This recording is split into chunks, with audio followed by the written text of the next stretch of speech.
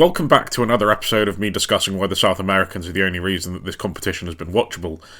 Today, covering Flamengo and Chelsea, and now a little bit of a peek behind the curtain, I guess.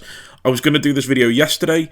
I was suffering maybe as bad as I ever have done with hay fever, and as I was doing the video, I was fighting through not being able to see, my nose leaking, just everything not working. I know that's probably a bit TMI, but I got to the point where I finished the video like 15 minutes later than I even intended.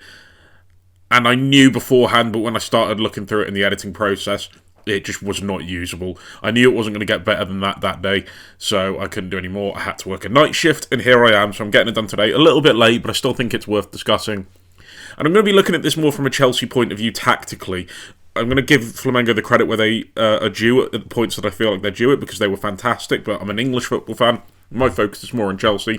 And I'm not going to go so much on the result, because, you know, we're still up in the air about how English teams or major European teams are taking this tournament and how much weight to attach to results. So I'm going to be looking at the tactical elements and the performances within it more so than anything else, and give my opinions on it, because it has been a change from Enzo Maresca. This isn't the Chelsea I think we saw from last season. There's a lot of changes, especially on the ball. We're going to go off the ball first and discuss why Flamengo won the game. So Chelsea, as they always have done, pressed high, near enough man-to-man against Flamengo, who would build up in a sort of 2-4, then narrow 4, with Jorginho and Pulgar as the pivots in between the fullbacks, and the front four for Flamengo being very narrow, the wide players looking to come inside very quickly, Gerson and Araujo, which would pull Cucurella and Gusto in narrow initially. Caicedo dropping off to Marc de Arrascaeta, who was the attacking midfielder, but he looked to operate more against the last line with Plata as well as the striker. And at the minute, you can see it's a 5v4 in that back line, because Chelsea would go fully man-to-man upon a trigger. And the trigger would be when the ball would go out to this right-hand side for Flamengo, because Delap was marking Pereira, making sure he was cut off, with James and Fernandes pushed onto the pivots, Palmer on the left-back. Neto would originally start on Wesley in the right-back position, but then as Rossi would turn on his right, and Rossi played a very important part in this, he demonstrated his qualities as a ball-playing goalkeeper expertly. So Delap would look to press from Pereira, shadowing his run so that pass to Pereira wasn't on while closing down Rossi, and Neto would then squeeze up to Danilo. Fairly simple. That's something you see in a lot of high-pressing situations. I have no issue with that. The issue came from this guy here, Wesley. And Cucurella was designed to go from Gerson to Wesley and react to that press. The issue is, with Gerson coming in narrow and operating high up, is that Cucurella was dragged more towards the centre of the pitch. And then Cucurella had to react to that space quickly. And when you have a ball-playing goalkeeper, those passes can come in a lot quicker and a lot more technically sound for Wesley to deal with and then progress the ball forward. So that pass could go from Rossi to Wesley, and he could take his touch and he could look to play his next action before Cucurella had gotten close to him. By the time Cucurella has gotten up to him to press him, it's maybe a bit too late. And it's not an issue on Cucurella. Cucurella, as we know, he's a bit nuts. He defends with a lot of over-intensity. I think he's, if anything, a little bit too reckless. He's quick, so nothing on him. But when you've got that much space to cover and you're giving yourself such a deep starting position, you're inviting that pass in. And the issue I've always had with Chelsea in this high-pressing system is the profiles involved and their intensity to transition back into a more defensive phase. And so, if Wesley gets the ball here, if he can't look down the line, because as I said, Gerson and Plata and all these players would come in narrow. So he didn't, as I say, didn't really have that option down the line. Cucurella was blocking that off. I feel like Flamengo sort of played into that a little bit. So he could turn inside. And there you'd then get the likes of Fernandes and James having to drop back into these positions to sort of cover in front of the defensive line. But they ended up getting outnumbered by this box midfield. So Gerson and Araujo could come into these positions as sort of attacking midfielders. Pulgar and Jorginho in these deeper pivot positions. And Fernandes and James, I felt like were caught in between covering into Araujo and Gerson and then still pushing up onto Pulgar and Jorginho. And while it's worth pointing out, Gusto and Colwill were tasked with marking Araujo and Gerson and coming into these positions and getting close up against them, getting physical and aggressive. That also didn't come without its risk. James and Fernandes still had to drop in, and they were caught in between covering the passing lanes into these two attacking midfielders and then staying close to Pulgar and Jorginho, as I just said. So it really felt a bit disconnected. And also the athleticism of these two let them down. So let's say if the pass does go into Pulgar and Jorginho, there's a real lack of intensity from these two attacking midfielders. Well, one's a fullback playing attacking midfielder, but you know what I mean. And so when they did go to close them down, wasn't quick enough. They were able to get off their next action. Jorginho especially, I thought, was tremendous. And why the hell is it that when Jorginho plays for a team that isn't in England, he looks like the best player I've ever seen? It's mental. Superb in this game, taking the ball under pressure with what little pressure there was and playing forward and getting Flamengo up the pitch. And it wasn't just those pivots that caused the issue for Chelsea. As I said, Gerson and Araujo would pull Gusto and Colwill into these positions here, and this then left Plata to attack that back line, and he was tasked with Chalobah, and he would pull Chalobah into positions he was not comfortable with. Let's not forget Chalobah was the right centre-back. He could end up in this position here. Let's say if Araujo got on the ball here, he could turn inside and play that pass forward. Caicedo would block De Arrascaeta, but I felt like at points De Arrascaeta was used more as a decoy, and he would attract Caicedo away and create space more for Plata to run into and get aside Chalobah. The one thing Caicedo has in his locker is that if Plata had the odd moment where he got free of Chalobah, he recovered well. He reads these situations instantly, and he's got great energy and athleticism to cover up and make amends for Chelsea in these situations. But take nothing away, this still exposed Chelsea time and time again, and actually would have suffered a lot more in the first half. But I thought some of Flamengo's passing was really poor. Really just not weighted properly, not the right tempo to play it at, and as a result they gave the ball away and turned it over a few times. And Chelsea just allowed this high pressing system to become too easily exploited, and it was really, really poor. Trigger wise, profile wise, it was just ultimately poor, and it still continued when they dropped into the deeper defensive phase. So Chelsea still tried to maintain their high pressing and man-to-man system even when they were deeper. It wouldn't be high pressing, I realise what I've said there, but it would be with either Palmer or James dropping back into that defensive line to help match the six that they would have in attack as Flamengo pushed the fullbacks on with the three attacking midfielders here. Jorginho could drop into that defensive line to help outnumber, who draw the lapping closer.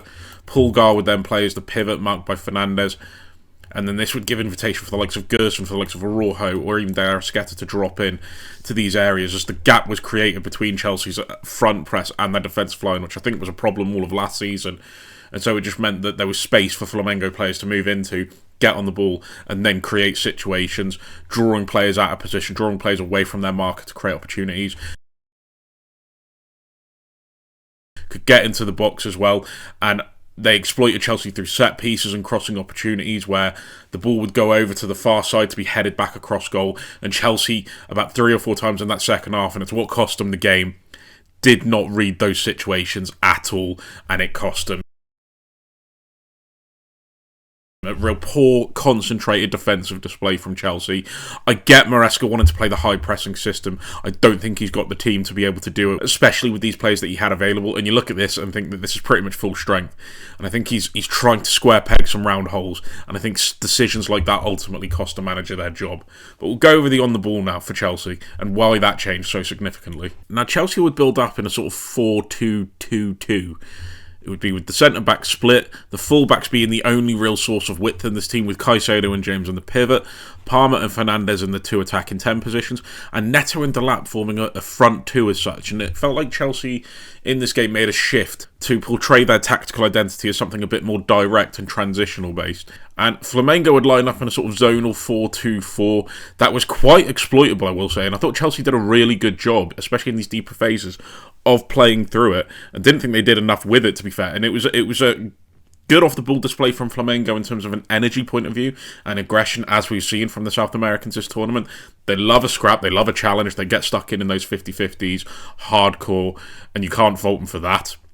And so it would be with De Arrascaeta and Plata on the 2 pivots, with Gerson and Araujo tucking in to prevent the central progression from that back 3, including Sanchez. The fullbacks would be the 3 men, but Jorginho and Pulgar would stay on Fernandes and Palmer initially, with the back 4 tucking in very narrow against the front 2 for Chelsea. And Chelsea could play through this initial front 4 fairly easily with a number of ways. One, Sanchez being on the ball, making it a 3 at the back, outnumbering any potential press that they decided to. It essentially turned that initial phase of build-up into a 5 versus 4. And the odd time that, say, a Plata or a De Arrascaeta would jump into these areas, Sanchez could play the ball around, and you get De Arrascaeta in between the 2 pivots. You get Gerson and Araujo sort of in between fullback and the pivot, so it meant that Chalobah essentially had an easy pass either way. He could go to Gusto, he could go to James and help play through. As the game wore on, you saw Pulgar engaging in these areas to equal the numbers and make it a sort of a 4-1-4-1 press from Flamengo. The risk with this is he left Fernandes really exposed. Jorginho would then be left to cover the two. Occasionally you'd get Danilo pressing, only if the Flamengo shape was compact enough to allow him to do it. If it wasn't, with the direct threat of Neto down his side, that wasn't space he was willing to leave, and that could cause issues for Flamengo. So Chelsea did a really good job of disrupting the press in that phase. I actually don't think they did enough with it. I thought sometimes their selection of pass was poor.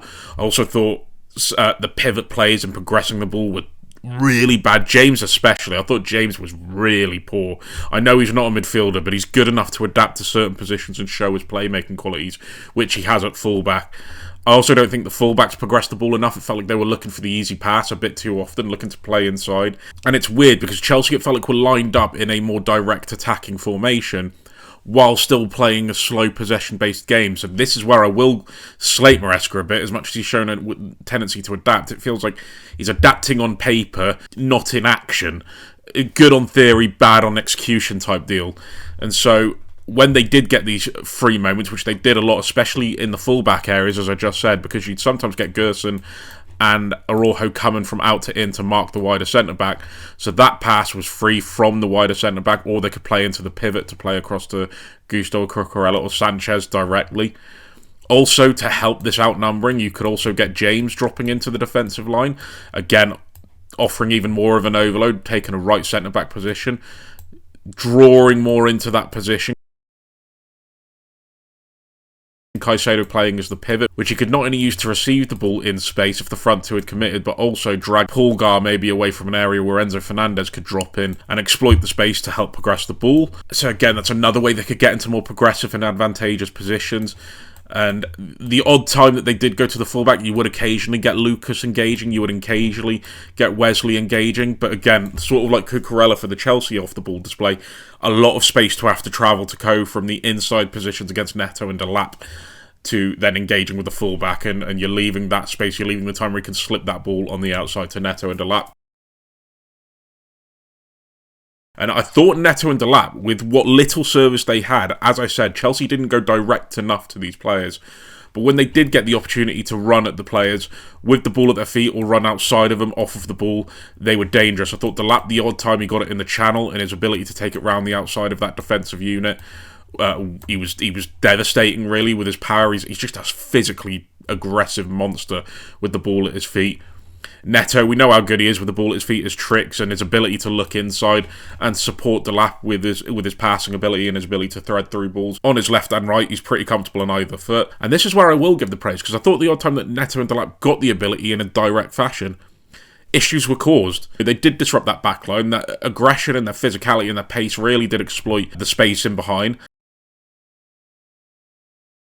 You can see as well that this is maybe a formation to try and find room for Delap and Nick Jackson, because Nick Jackson could easily play this left wing role when he's not trying to break shins in half. I mean, bloke just wanted to enjoy his birthday. We can all get behind that, surely. And a player I haven't mentioned yet, Cole Palmer. Dreadful. Anonymous. Again, not going to go too hard on him because, as I said, it's a pre-season friendly to a lot of people. I don't know if it is to Chelsea, but a lot of people regard this as such. I still thought it was nowhere near good enough. At least with Enzo Fernandez, as much as he didn't have his greatest game, was still dropping deep, was still looking for angles. I can't remember Cole Palmer once dropping into this position to help progress the ball, and we know he can do it. He's done it plenty for Chelsea. Felt like he was allowing himself to be too easily marked out of the game, even at points where Jorginho was left solely on his own in these pivot positions. We know that Jorginho lacks mobility.